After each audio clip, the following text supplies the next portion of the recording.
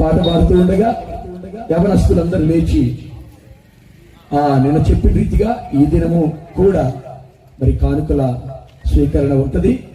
ఇది అమ్మ దయచేసి వినాలి.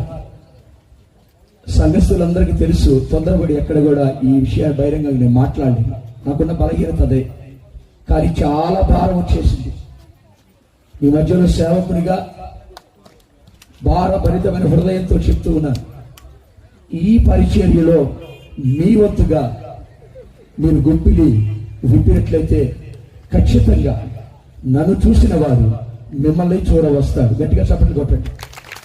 కనుక ఈ పాట పాడుతూ ఉండగా దయచేసి యవనస్తులందరూ లేవాలి, యవనస్తులు లేవాలి త్వరగా. ఎందుకంటే సేవకుని కూర్చోబెట్టి మనం వేరే వేరే కార్యక్రమాలు చేయరాదు. అది సంఘక్రమం కాదు.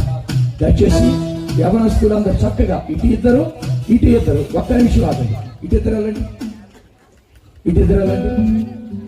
చక్కగా ఒకళ్ళ మీద ఒకళ్ళు పడకుండా, ఎవరిని డిస్టర్బ్ చేయకుండా చక్కగా మీ పని మీరు కాదు.